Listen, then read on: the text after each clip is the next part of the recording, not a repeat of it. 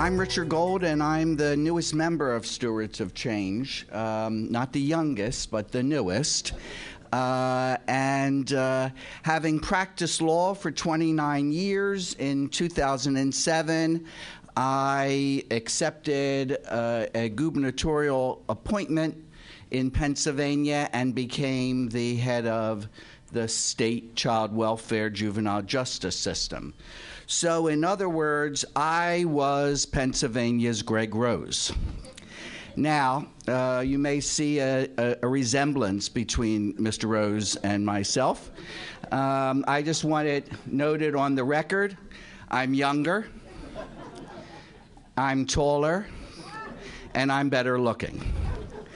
He is smarter than I am, and you have a true Rose amongst roses as your state child welfare leader. So I had the privilege of visiting 6 of the California counties and really got to know the innovation, the partnerships that truly are happening in California.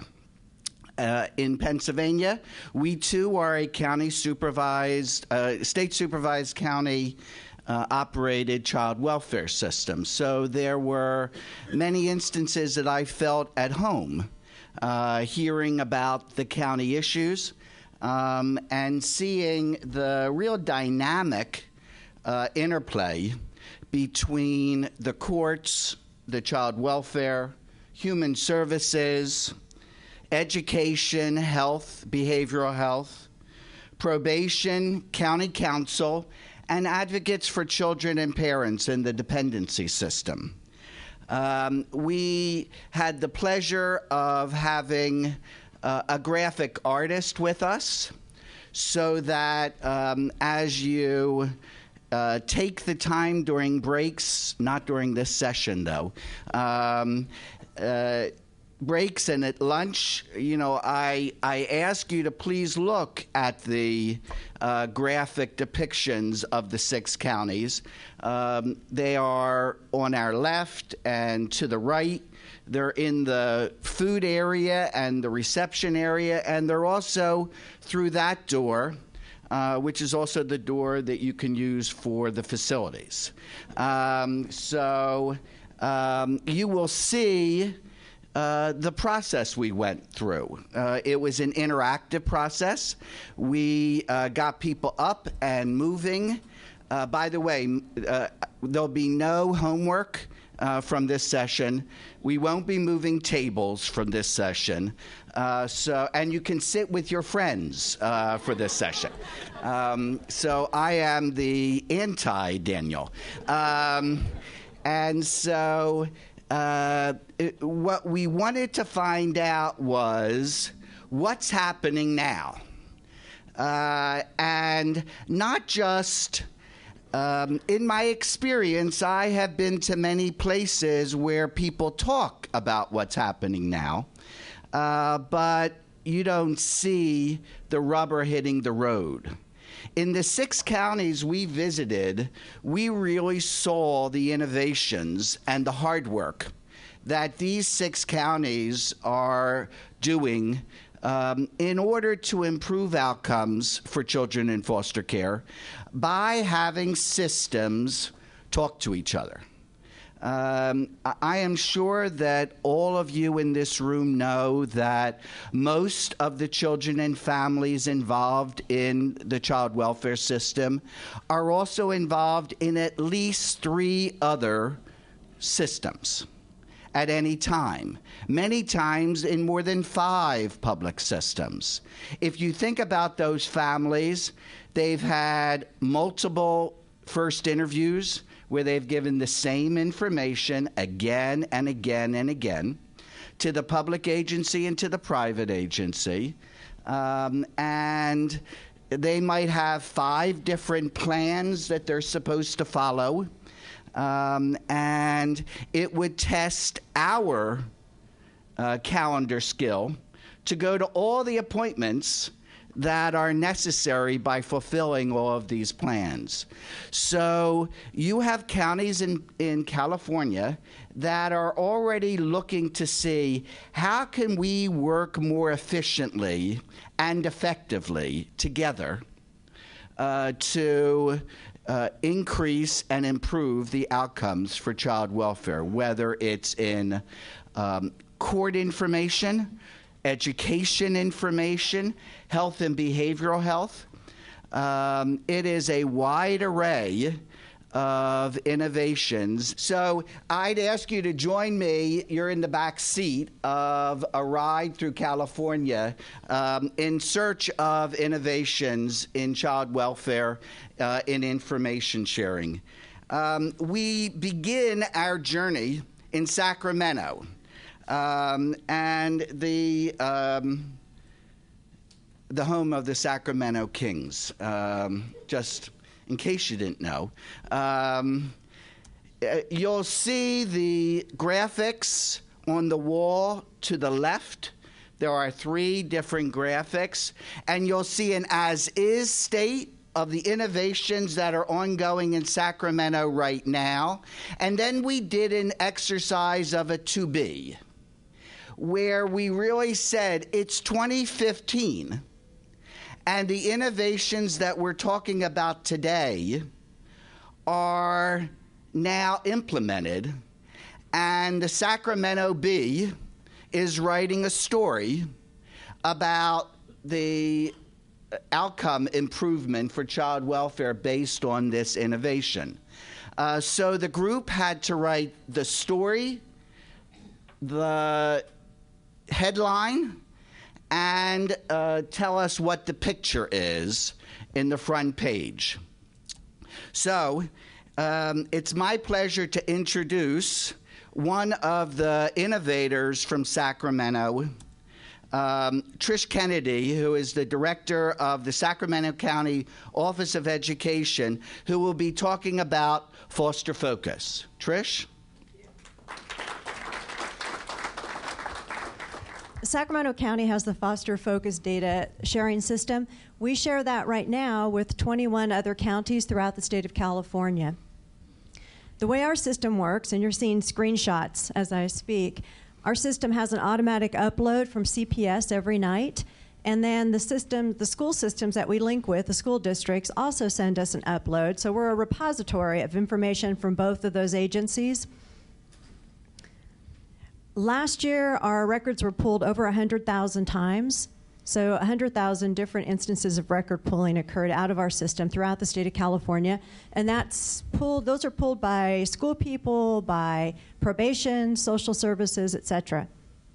This year, we're on target to about 140,000 documents accessed. With support from the Stewart Foundation, our goal this year has been to get our system out and to make it available to as many counties as are interested in signing on. When you get into our system, one of the first things that you'll be able to find is the student social worker's name and/or probation, if it applies, that officer's name, their ed rights holder, and any information that applies to the ed rights holder, the student's current school, as well as their school enrollment history. So you can see every school that child has attended, which is real helpful when you're trying to hunt down credits. You also get your basics, your grades, attendance, behavior, transcript detail. And these are for all the districts, again, that link with us. You can get the students' current classes. You can get some basic behavior information. Residence information, when you click on that, you will see information about the foster family agency and other pertinent information that applies to the home. There is an area for case management where one can track any of the services the student may have received, as well as make notes. So if a caseworker wants to make notes about something with the student, it can go in there. All of these pages can have as limited access as one wishes. So in some situations, people can only see certain pages, can only have access to certain documents. All of that can be very prescribed. Another thing that the system does that people are finding very helpful is what you're seeing up on the screen now. Social workers especially like this. If you want to see how many school-age foster youth you have in your county, we can break it down by school site and by grade level. So it's helpful sometimes to know that you have a large number of kids maybe hitting the 3rd grade, or you have a particularly large number of kids going into 12th grade.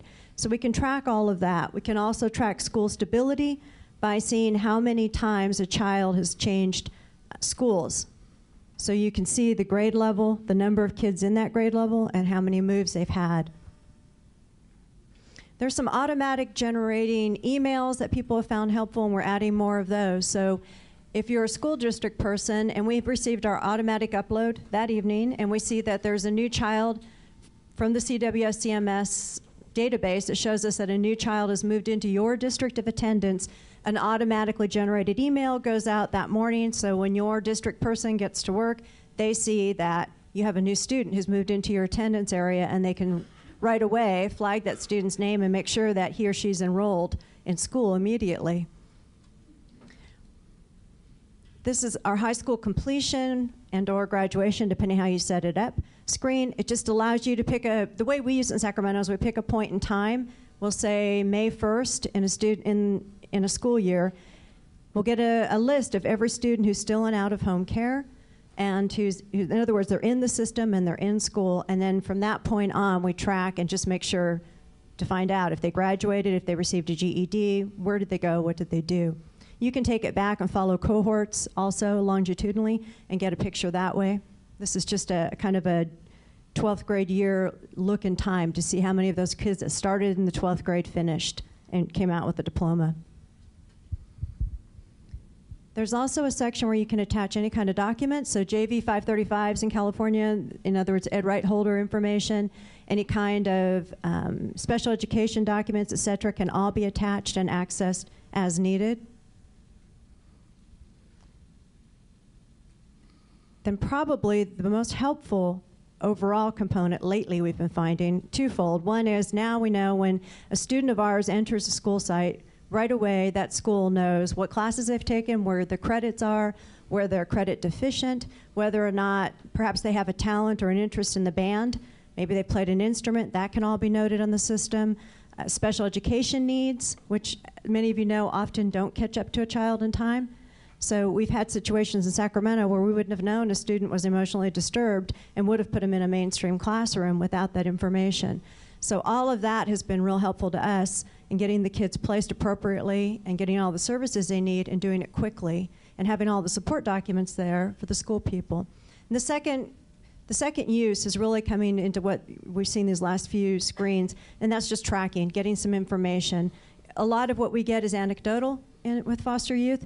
So now that we're able to query and actually run reports showing very specific information, we can query on any particular group of students and come out with some real concrete information. We're finding that helpful. The more kids we get into the database, the more hope we have of being able to find some real trends and patterns that maybe someday can be used to effect some positive policy change to help support kids academically on a large level.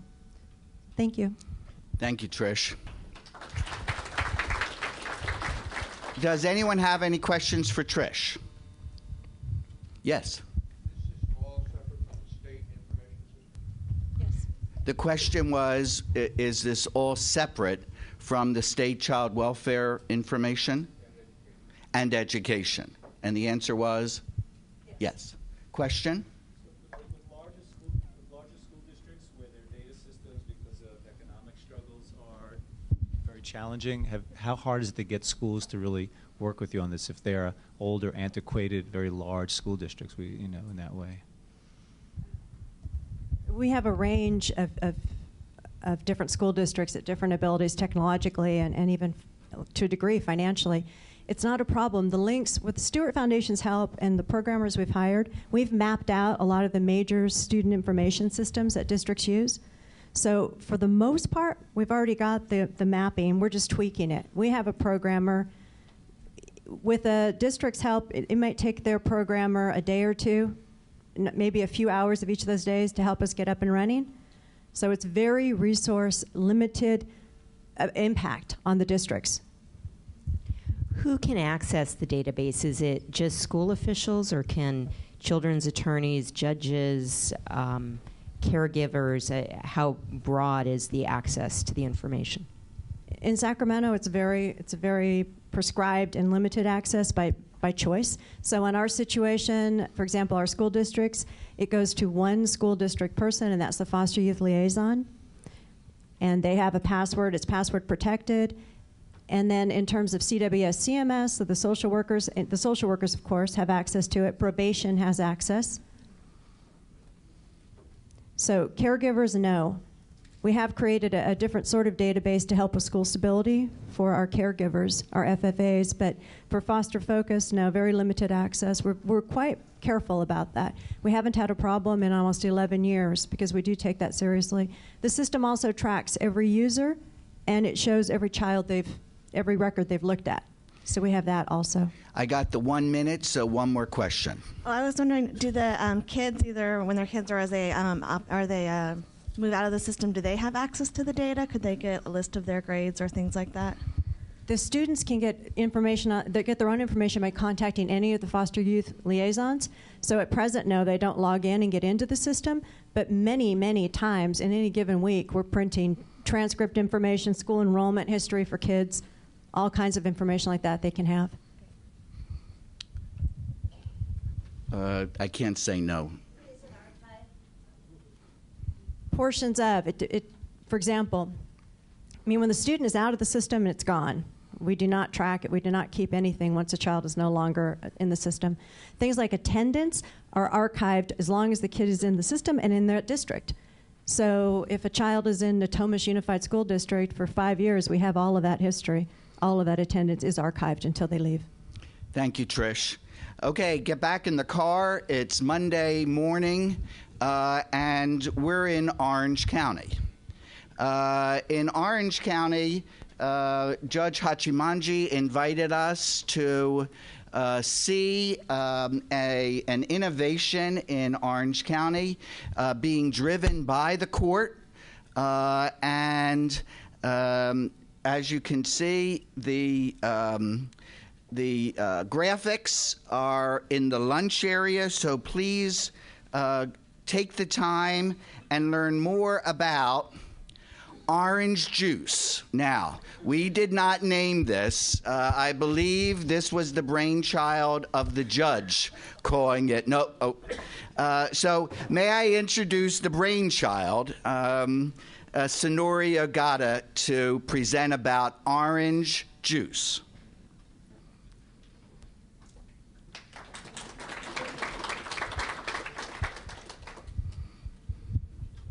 So I'm one of probably 3 technologists in the room, and so I was shocked when Richard asked me to talk to you about how WSDLs can wrap around your XML data to work within a GFIP protocol to securely move the information through your IWRs and your IVRs into your legacy case management systems via the EIEIO system. Thank you, Snorri. Shoot, that was a long trip to Orange County. Okay, welcome to the happiest place on earth. So JUICE. I know. So JUICE is another technology acronym. It stands for Juvenile, JU, Information, Content, and Exchanges.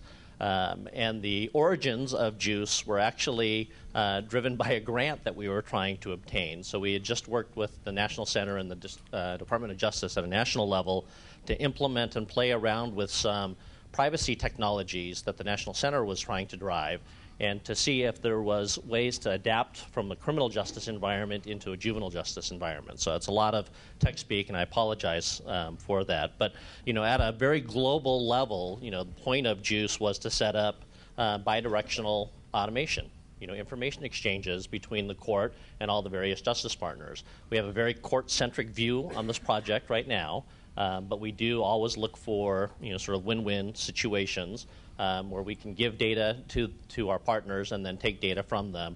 And it usually works in that order. The court usually has to give away something to the agency to equip them, to make them a little bit more efficient before we can ask them to change their business practices. And we have a lot of experience doing that within the criminal justice environment, and we're hoping that carries forward to us within the county on the juvenile side. The process is very collaborative. We do sit in the room with the justice partners and walk through sort of what our vision is. We can't articulate it quite as elegantly as they do with the pictorial graphics, but we sit down there and we talk about what it is that that we're trying to accomplish. Like I said, the origin of this JUICE project was trying to find ways to implement this thing called Global Federated Identity and Privilege Management. So it's security. And it felt like this was the perfect opportunity to take some technology that we'd been experimenting with in one context and bring it over to the area where security and confidentiality and privacy was of the greatest concern. And at the core of this technology framework called GFIPM is that we're going to identify who you are, your role within an organization, determine what level of information you have access to, and then take it down to what they called fine-grained access. So you may be able to see within the court case system certain information. If you're a social worker, but maybe if you're an attorney, you get to see more information, or vice versa. And key to that foundation is, tying in with the security that the respective agencies have. And so that was sort of the technical, impetus behind it. One of the things that Orange County is very good at, Alan Slater, our former CEO, is here and instilled this into us, is we're very practical and pragmatic, and we're always looking for, ways to do things, very quickly. And so we're tapping into the systems we have. So we've got a crummy 15-year-old, 12-year-old case management system. We have a document management system that we're working with. We have these new technologies called smart forms that we're playing with that we are very bullish on. We're playing around with telephony. So we're taking the technologies that we have already and trying to figure out how to point them towards this juvenile problem. So the drivers for us, honestly, sadly, since you're all policymakers on the on the caregiving services side, is it was actually driven by money. So our court is in the third or fourth year of a horrible fiscal climate. We sort of left the juvenile court alone for the first 3 years of this economic downturn, but we decided that we just had to find cost savings within the juvenile side. And so we were really ambitiously looking for cost-saving opportunities. So if you hear about some of the programs that we're doing, they're not really sexy, but they save the court money, right? So that was a big component of what we were doing. Another driver for us was honestly a window of opportunity. We have a new judge, Judge Hachimanji, who's the juvenile presiding judge, who is a data wonk, for lack of a better term. He's smart, analytical, and can move through the things, and was willing to challenge sort of the status quo. You had other things to say about him when it was just you and me. That is true. Okay. So what Judge happens Hachimanji, in Orange stays in Orange. So Judge Hachimanji gave us a window to go in there, and we had our first kickoff meeting on JUICE, and we gave him the context of saving money, and his first words out of his mouth were, you got to find ways to eliminate by 30% the number of keystrokes it takes to accomplish anything in the system. Okay. So that was, the beginning of this short relationship that we have. So we went after, 4 pieces of low-hanging fruit, if you will, to enable this program. And we're in the infancy of this. We're in, year 1.5 of a, probably a 5-year journey. So the first one that we did, and this is just silly and simple, was automating form and notices, right? We have all of this information in our case management system, yet we still have these strange practices of, introducing forms for people to fill out. We had done some automation over the years by creating templates to streamline things, but we still required someone to start in the template and start keying information as opposed to having the template pre-populate for them, right? So a way to get at that 30% keystroke reduction. The one we're going to launch, hopefully before the year is done, is secure online access to case information. Surprisingly, the court spends a significant amount of time pulling case information for the agencies. And so it's one of those hidden costs that you're not fully aware of. And so we decided that we were going to build a portal that was going to allow them to access the information on their own. Orange County is blessed because we have at a countywide level, a program called OCID, Orange County ID, and all the agencies are going to have to participate in this. And so this gets to that unique identifier, so we'll know who a person is. So we're going to tap into that identifier to say, okay, you have access to this amount of information. Maybe you can see things on, the dependency side or not the delinquency side or things like that. Right? Probably the most exciting one we're doing is a technology we call smart forms. We're working with the social service agencies to take the welfare and institution code stipulation forms and have them key that information in. The current process is they fill out these forms by hand. They acquire all the signatures needed. They hand it to the courtroom clerk, and the courtroom clerk keys in all the information that they just filled out in the courtroom into the computer system so that we can generate a handwritten notice that we've just automated. Right? So we explained the process to the social service agency, and they said, well, gosh, if you'll give us computers, right? So it's not too expensive for us. If you give us computers, we'll fill out the forms online for you in the courtroom. And if you can figure out a way to get the electronic signatures, we'll sign those things in the courtroom electronically. And so we're working on that. And hopefully by March of next year, we'll have that process in place where the agency representatives fill out the forms. It files to the court after all the signatures are obtained, and upon the court clerk accepting the filing, it produces the minute orders automatically, and so dramatically reduces those keystrokes. So again, if you've got a vision and you've got some good tactical goals like the 30% reduction, you can do some interesting things. So the challenges for us that are represented on the pictorial, like everyone else, we have fiscal challenges. We have 3 more years of 20% budget reductions in our future. We have scarce resources, so we have prioritization challenges all over the place. We have operational challenges. We have to change the way that we do work, and we have to work with our partners to change the way that they do work as well. Futures is a tricky one for us because at a statewide level, the Administration Office of the Court is working on a case management system called CCMS. The timing of when that will be available to our court is a little bit murky, and we're under cost pressure to reduce costs now. So we're building things temporarily at a local level that hopefully will be compatible with the future, but we're not sure. But it's a risk that our court's willing to take because we need to find the cost savings. So wrestling with that sort of local versus statewide challenge is always going to be difficult for us. And so a lot of what Orange County does is very localized. We're a very innovative court, and we're willing to experiment and make some mistakes along the way. And then hopefully by the time we work out the kinks, it's shareable with other folks. Thank you, Snorri.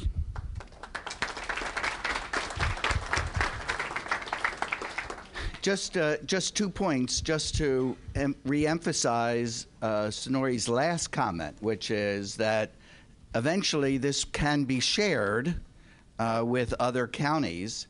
And the second thing that I learned in coming to Orange County and hearing about orange juice is that they're creating an architecture and a system whereby other partners will be able to work out agreements to share information amongst themselves, not just information sharing with the courts. So this will have far, am I correct?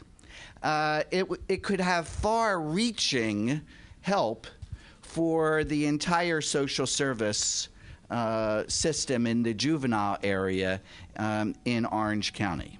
Are there any questions for Snorri?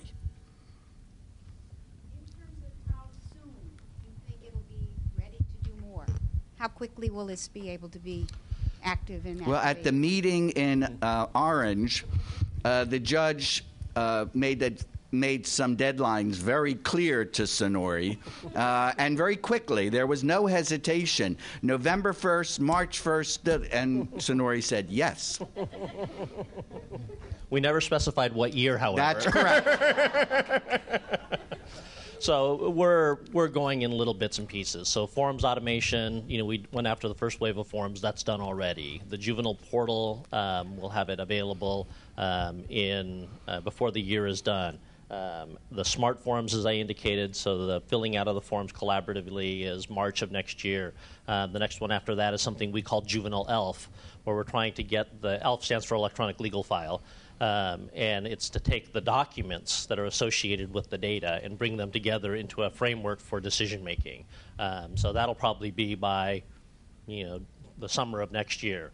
Then after that, we're hoping that we'll be able to start doing electronic filing with the different agencies, because we'll have hopefully generated some cost savings with them, and their IT staffs will have had enough time to get fiscal support for their projects. So we're ready and willing to do as much as the agencies are willing to do, but you have to get into their funding cycles as well. So I think you're going to see, in short answer to your question, you'll see something tangible every 3 to 6 months at a minimum from us, but we think it's a 5-year journey until we're done. Any other questions? Well, put your seatbelts on, because that was Monday morning, and we are leaving Orange County, and we are geographically challenged in Stewards of Change. So we don't believe in visiting places in a straight line. So instead, we get into the car, and now we drive to Alameda County for a meeting Tuesday morning. You should know, geographically in Pennsylvania, our state, from east to west, we have New Jersey on the east. I hope I don't offend anyone from New Jersey, but we have New Jersey just to prevent Philadelphia from having oceanfront property, and Ohio on the left. So I think there are countries with less geography than California. So we now drive to Alameda, and we are off to the Bay Area, and we meet with a large group of people, and you'll see the graphics in the entry area, the lunch area, and we hear about an innovation called SSIRS. And it's my pleasure now to introduce Don Edwards, the Assistant Agency Director for Alameda County. Don? Back in the 70s and 80s, the banks had an aha moment. And then in the 90s and the turn of the millennium, the hospitals had the same aha moment. And today, public sector is having that very, very same aha moment. And that moment is the realization that separate systems and services make you data rich and information poor. That silos are the villain and enemy of information exchange and interoperability.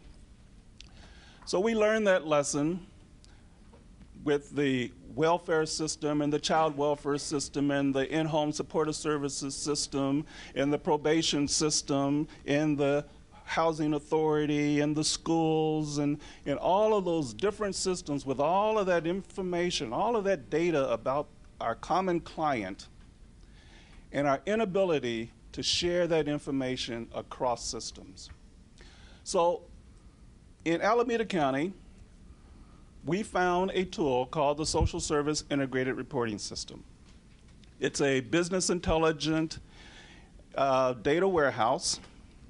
And if any of you witnessed back earlier in the year, on Jeopardy, Watson beating up on those poor contestants just because they were good at it, it's the very same intelligence in the Social Service Integrated Reporting System. So we have included all of those systems. The welfare system, for us, it's CalWIN. For some of you, it may be LEADER or C4 systems, but it's TANF. And the child welfare system, CWS-CMS, everyone shares that one. The in-home supportive system, county adoptions. We have about 10 systems running through this business intelligent data warehouse. It has the ability to connect the dots across all of the programs. So we can see a client or a customer through all of the systems, regardless of whether it's child welfare or in-home supportive services, because they and their families all touch those systems. And so we're able, in real time, have the ability to see the kinds of services that we can provide each of those members of that family. The system is real time. We built it in the way that a client comes through our programs. They are enrolled in activities. They are in various programs. They're in various statuses. They have providers. They have caseworkers. They're associated and they're attached. And we can identify them, whether it's by address, by relationship, mother, father, sister, grandmother, foster parent, our telephone number, social security number, but we can see those individuals and we can see their relationships and how they're connected almost instantly. So we have resolved their identity. We have a repository that can see across the programs from a longitudinal view. So we can see the family as they enter our system. For example, a foster care child enters our system. Eventually, they emancipate. But prior to that, perhaps they have crossed over into the probation arena. We can see that. We can see them as they emancipate, and perhaps they are still in need of other services, food stamps, housing, health care. So these gives us that opportunity. The data warehouse, this information technology tool, gives us this opportunity to ask every smart question every time. It's always online. It's independent of all of the major systems because we feed that data in from the night before. And so everything that happened in CalWin yesterday is available to us today. Everything that happened to us in our child welfare system, we know about today. And the same is true for all of our other systems. So as we continue to add more systems, we want the not just the welfare system, but we want the healthcare system. We want the death and the birth records. We want the incarceration records. We want Oakland Housing Authority, all of the housing authorities in Alameda County. We're also actively talking about adding the education systems. And so we're actively talking to the Alameda Office of Education about adding their databases. So from a 50,000-foot level, what we have done is brought all of these systems into the data warehouse. We've transformed them. We've identified how different systems identify different people. First name, first name underscore, last name. All of the different ways data come into the system, we figured that out. We've mapped it. So we've mapped the name in CalWin to the name in CWS-CMS to the name in home supportive services, and so on and so on and so on. So that when we go to the reporting aspects, we can pull these programs out, and we can report intelligently about this individual, about all of the services that this individual is associated with, and all of the family members and all of the other associates that this person is related to.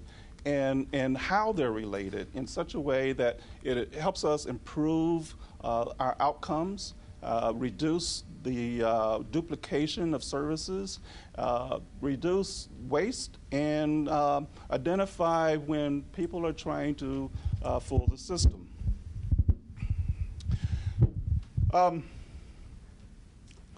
So we are now into phase 2.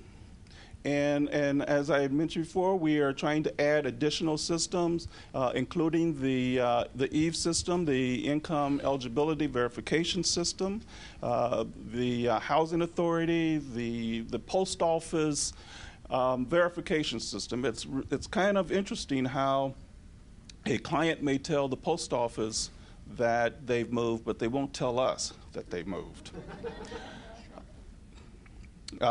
Or that they have moved to Illinois, but forgot to let us know that they moved to Illinois. And so we're still paying benefits to someone who Illinois should be paying benefits to.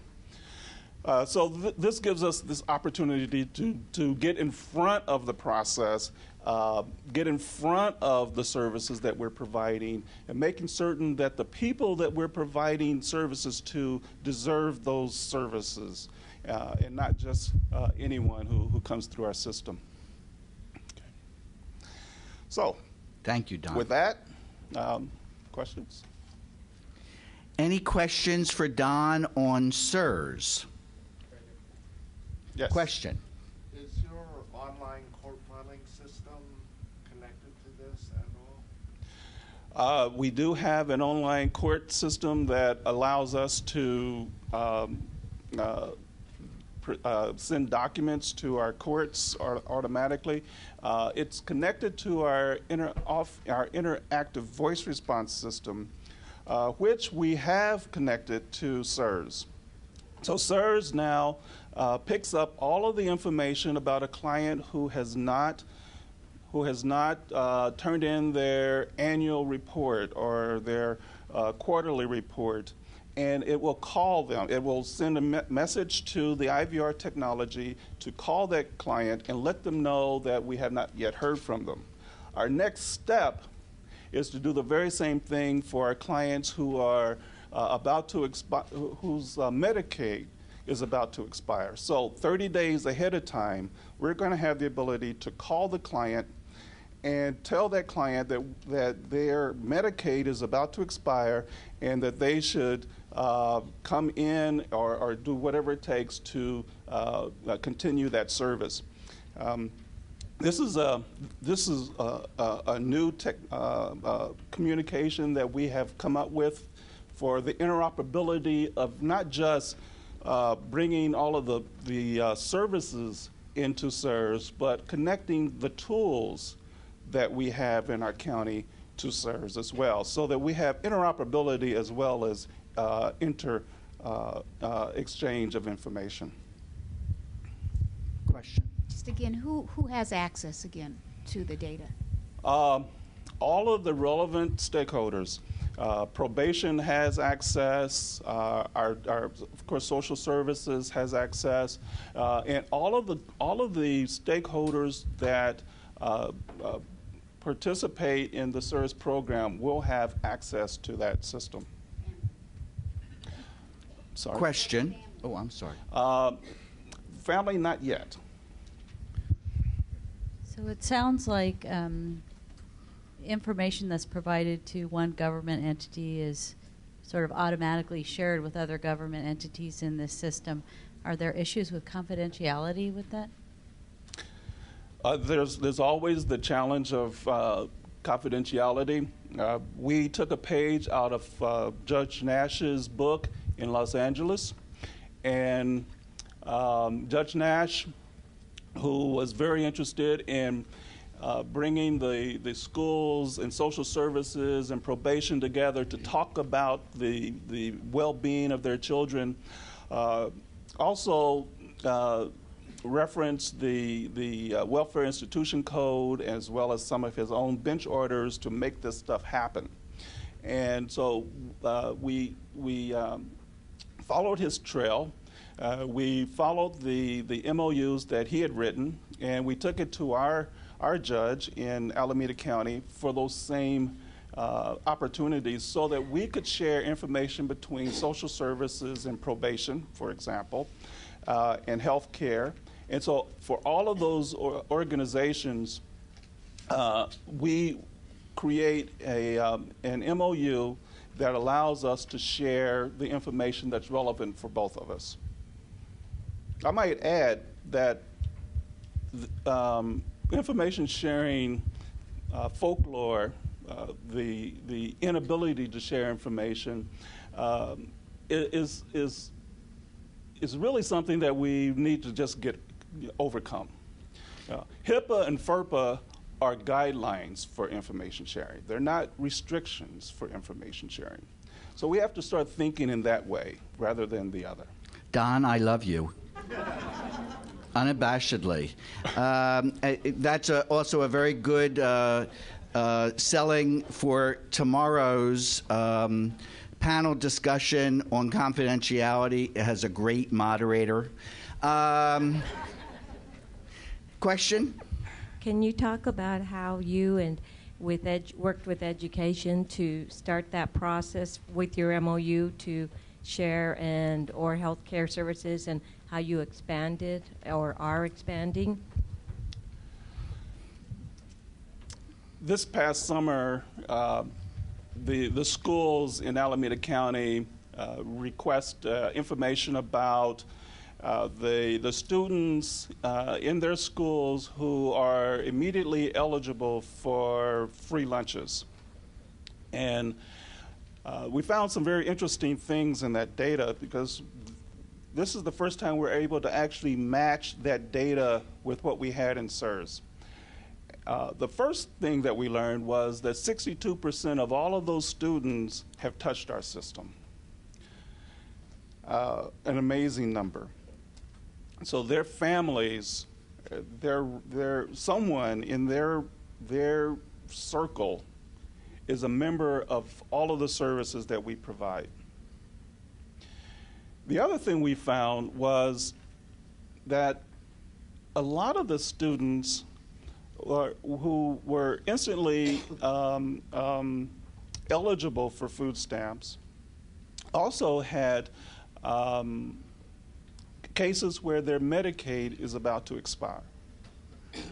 And so this is new data for us, another aha moment, that not only are these clients eligible for food free lunches, but some of them are also in jeopardy of losing the health care that they already have. Thank you very much, Don. I hope that no one gets car sick, because don't forget, Monday we're in Orange. Oh.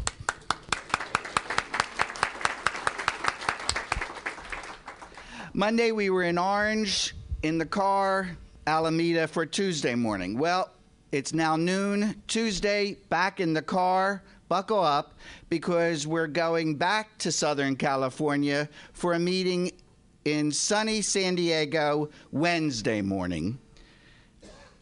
Oops, it was 50 degrees and pouring rain. But everybody from San Diego said, this isn't San Diego weather, but it was San Diego. So in San Diego, we had a huge crowd of really diverse group of people heavily into the health care and how health care can be improved for children in foster care. But again, judicial representation, court representation, child welfare, the advocates, the schools, the education system, and please look at the graphics for San Diego. They're in our anteroom, the restroom area. That was not because their ideas, just we ran out of walls in this room. But it is my pleasure to introduce Carrie Hoff, Assistant Deputy Director for the Office of Business Intelligence in the County of San Diego, to talk about the accountable care community. Carrie. To speak after Alameda, because really I'm a bit of an Alameda groupie.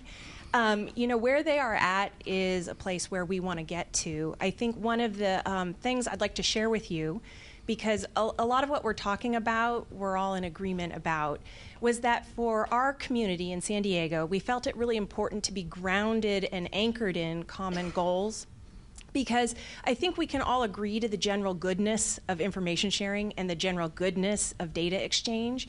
But when it gets down to those more difficult conversations about confidentiality and what we are sharing and why and who acts on it and how we deliver services and who is responsible for what, those are much more difficult conversations.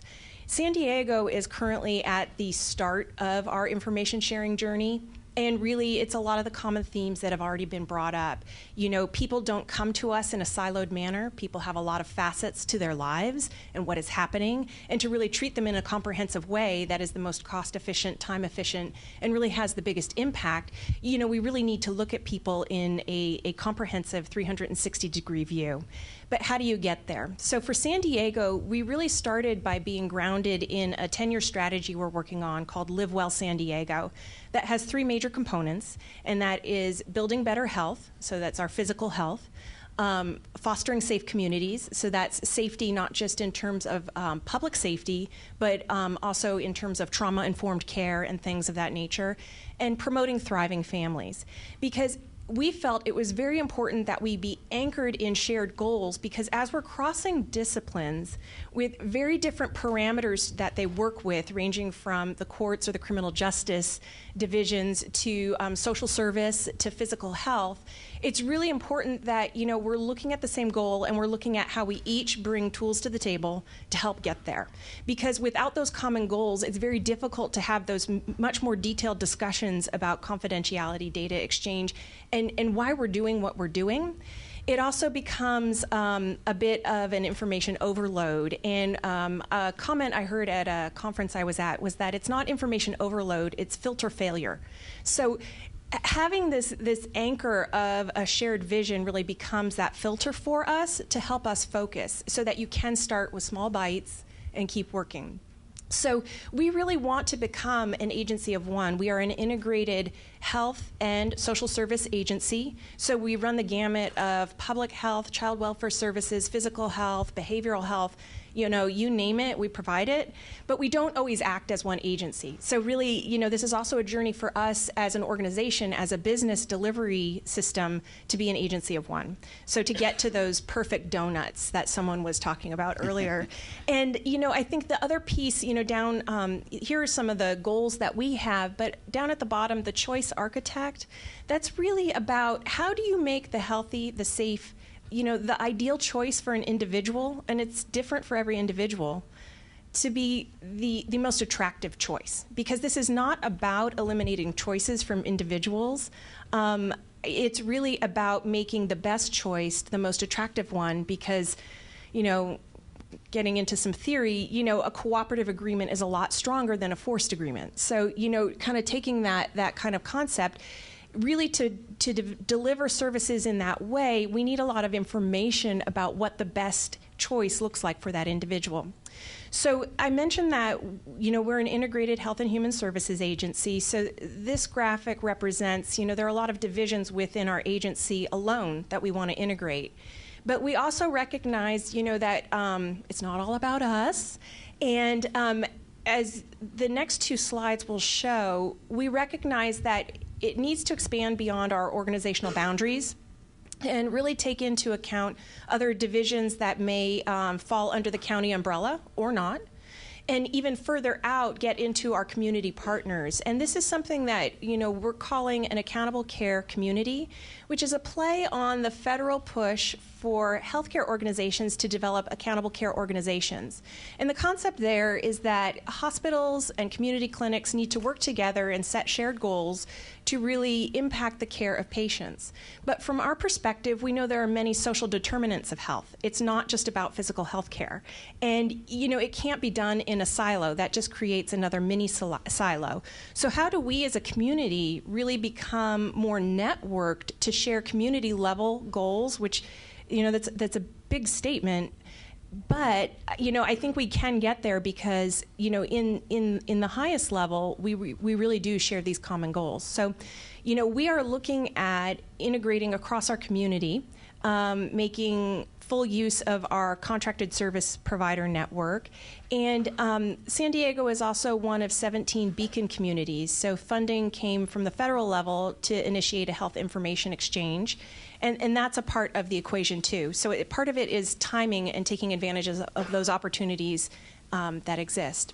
So really, the accountable care community isn't about a single entity really being in charge. It's really about setting those common goals as a community and all working toward it. So you're moving not just from an aligned community, but to a truly integrated one.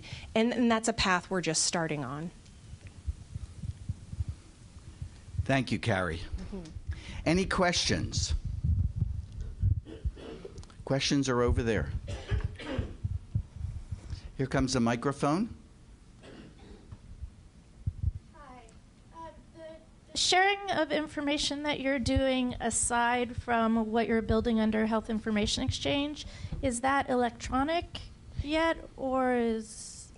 In some silos, it's electronic, but what we're talking about is really across those boundaries, and it would be electronic, and it would be structured data, and in some cases, unstructured data.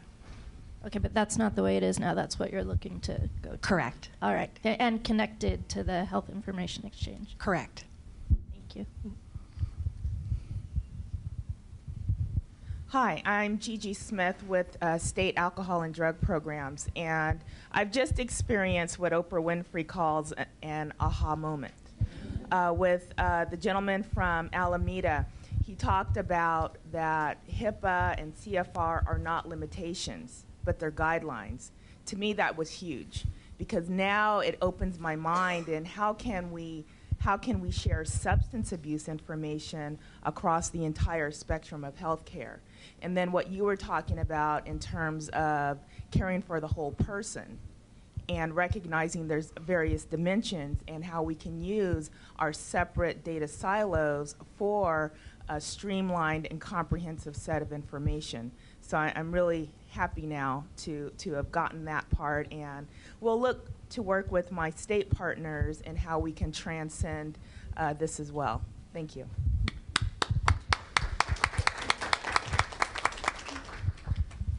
Thank you, Carrie.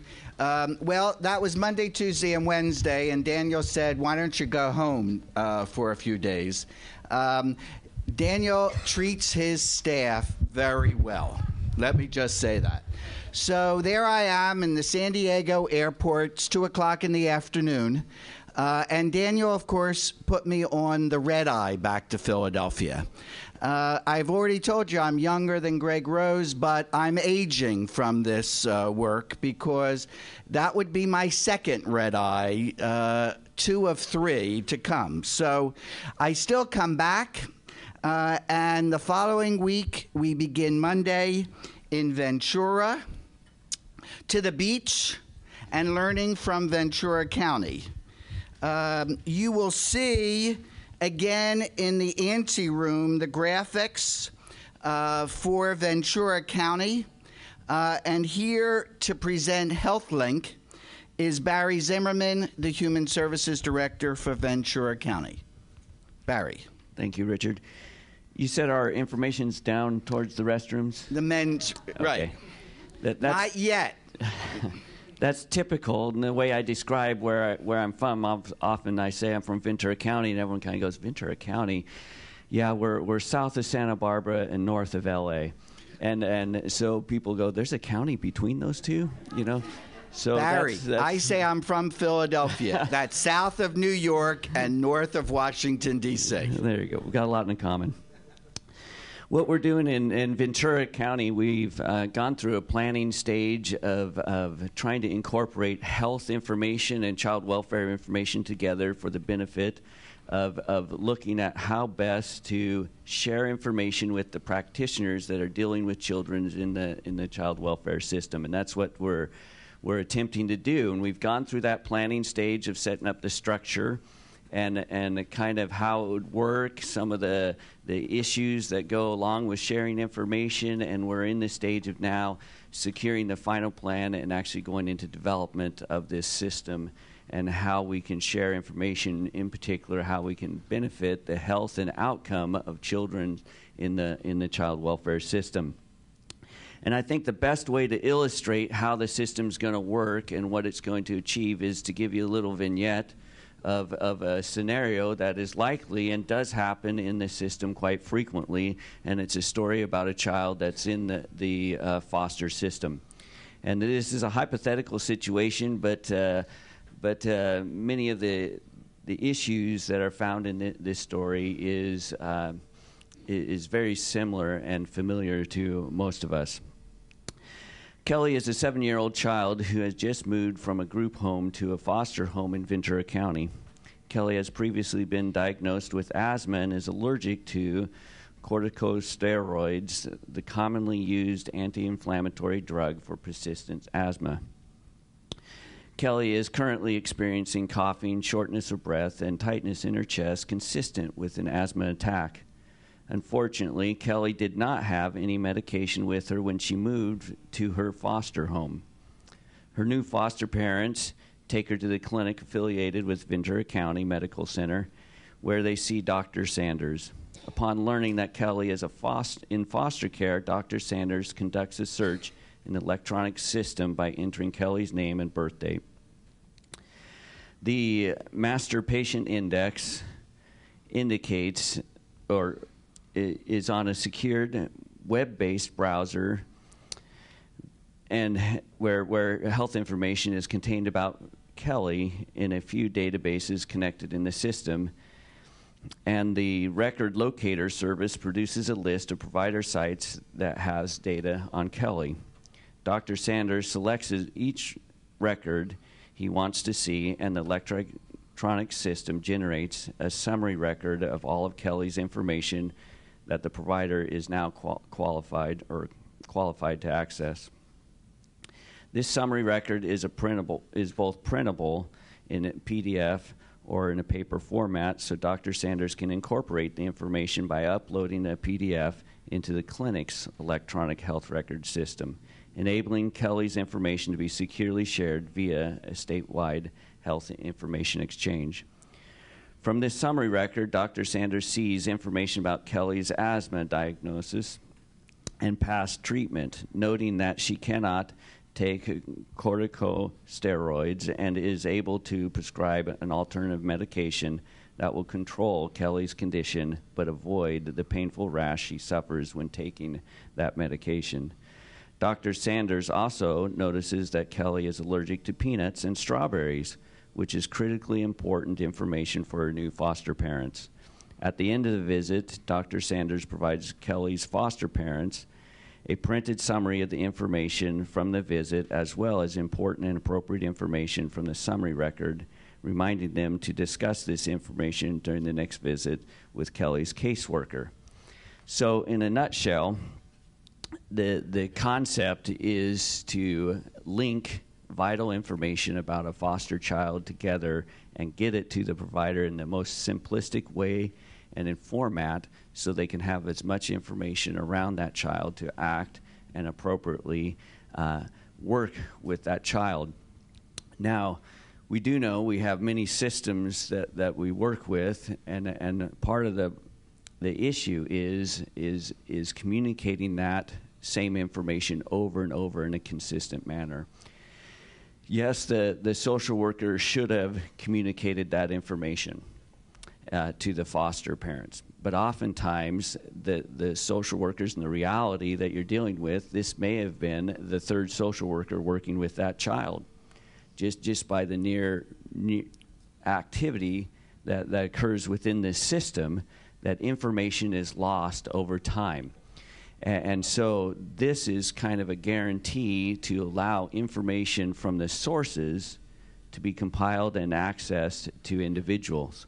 Now, the design of the system isn't to create a new repository of information consolidating this. It is a system designed to access the various sources, bring that information out at the point in time when the information is needed to be accessed in order for the information to be communicated. So in a nutshell, that's kind of the design and concept that we have. The way I summarize it is that the system design is to capture information that is inherently contained within a family environment. So a lot of the medical and critical information about a child, as we know, in a family structure are contained within really the mother's head. So when the mother interacts with practitioners, with other individuals, she is often communicating that information directly. It's not written anywhere or put down anywhere, but that dialogue occurs. Well, this system, in essence, is duplicating that effort, that the information that is compiled in multiple source systems now can readily be accessed via the internet through those qualified to see it and to bring that information forward. So now a context around that child can be made, and individuals can make the correct diagnosis and can make the correct determinations with that child. The concept is to build this platform right now is a partnership. This partnership is with the Verizon Foundation, who is financing some of it, with the Children's Partnership, who is spearheading the effort for us, and the County of Ventura, with two agencies working at it. The social service side of the house and the healthcare side of the house were two separate agencies in the county working together to come up with this collaborative effort. The concept is to build it first on the medical side of the house, with this being a platform in which it can perpetuate out into a youth portal, as well as in the juvenile justice system, attachments into the foster care community, as well as in the education community. So everything can be then housed and brought together in a simplified manner. So that's kind of the concept that we have and that we're working towards in Ventura. Thank you, Barry. Any questions? There's a question over here, Barry. Just wait for the mic. Does your system include mental health or behavioral health as well as the medical? It will. Right now we're on the ambulatory care side, and we're looking to branch out into the mental health side. Questions? Thank you, Barry. We saved the best for last. Our last county is Fresno. Last but not least, in Fresno, I had my first and last In-N-Out burger. I guess I came to California, I guess it was 2 weeks ago. During the day, I still taste that In-N-Out animal. I knew to say animal burger. So there was nothing bad tasting about our visit in Fresno County. In fact, it had the most people of any of our county. This was Friday afternoon from 1 to 5. And there were 32 participants, including the presiding judge for the dependency and the presiding judge for the delinquency. So it's my pleasure now to introduce Howard Himes, who is the interim Human Services Director. And rumor has it that he won't be here tomorrow because he will be named the permanent Human Services Director for Fresno County. That's no excuse for not coming to the confidentiality conference, but it breaks my heart. Thank you. Breaks my heart. So if I could just, one thing is, again, Fresno is in the conference area over here, so please, as well as in the lunch area outside. And Howard will be talking about a program called FIKE, which is the Foster Youth Knowledge Engine. We began with Foster Focus in Sacramento, and this is sort of Foster Focus supersized. So, actually, Foster Focus transferred to another county. And there are several counties involved in Foster Focus, too, which will be of value in terms of when we have our kids placed out of county, we'll be able to gather information, education information, if they're participating in Foster Focus. So that's a real positive piece. Before I begin, though, just a little context of our journey around education and child welfare. Several years back, we were in the position of, like I think a lot of child welfare departments, where our information about education came from report cards, if we got them. We usually got them from care providers or those pieces. The school districts, their information about who the foster youth were in their schools was limited, if not, they did not know in that part of the process. Then Foster Youth Services came along, and lo and behold, they needed to know. And so what we decided to do is we took our county council and the Fresno Unified District attorneys, we put them in a room, we locked the door and said, don't come out until you have an MOU. And literally, I say that not in complete joking, because that's kind of what happened. And an MOU came out of it, as well as a standing court order process to allow us to share information. So we did the same kinds of things. We did an upload of CWSCMS on a weekly basis to Fresno Unified so that they could identify who the foster youth were in their school district. And Fresno Unified, just to give you context, is the 4th largest school district in California. So it's a very large district. Has the majority of our foster children in it. So not only did they get the information, but we were able then to have a computer that accessed their mainframe. So we got real-time education information of all of our foster youth as well. And to put the context into some of the... Richard, I don't know if you could go back to that one, leave it there, and then we'll... well, you said In-N-Out burgers were bad. I mean, that's my favorite burger, so... Animal. Okay.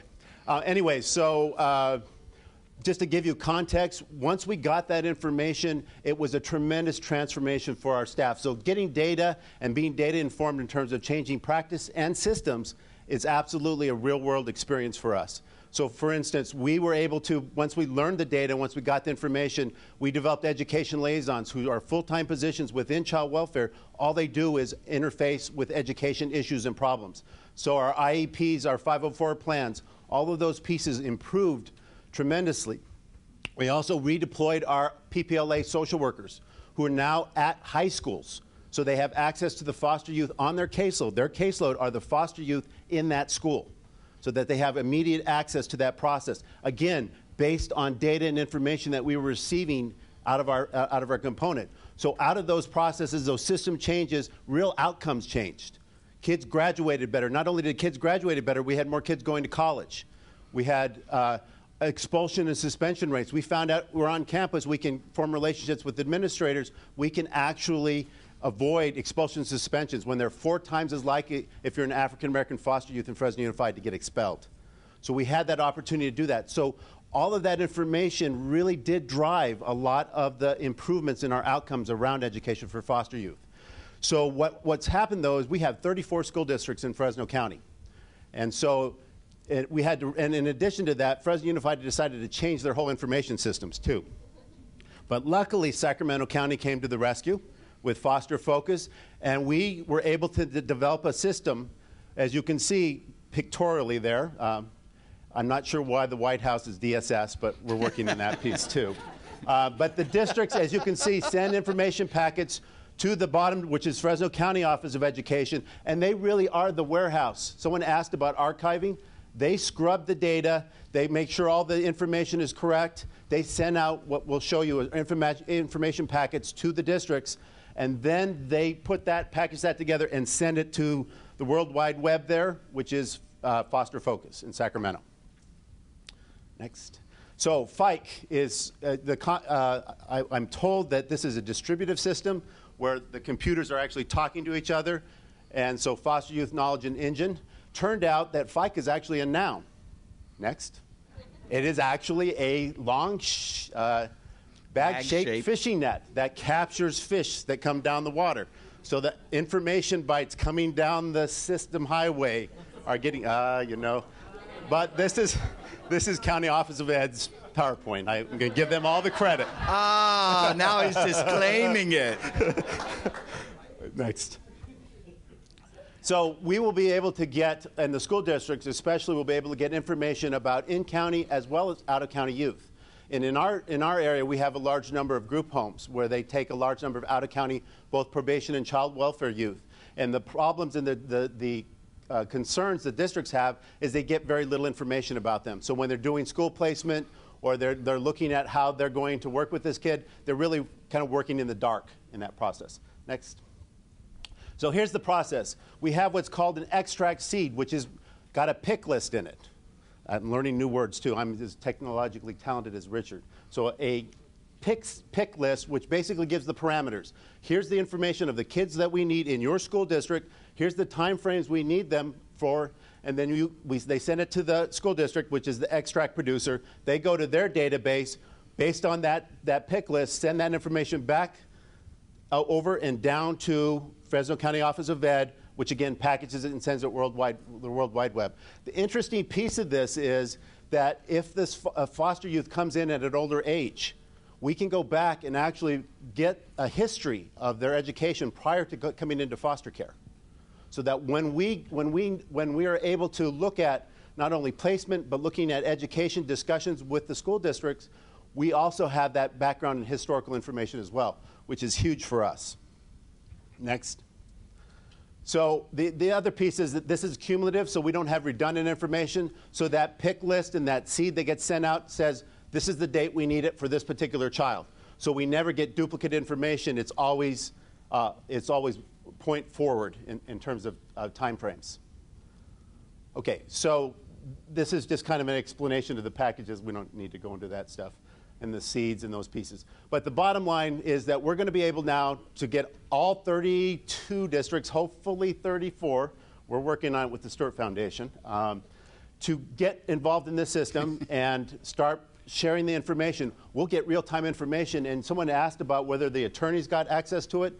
All that stuff is sent in a court report. We're actually trying to build a template that automatically populates that information so it gets sent off to the courts, either in a report or in another process, so that every one of the systems then can get that information as well. Okay. Thank you, Howard. Well, that ends our travelogue of California counties.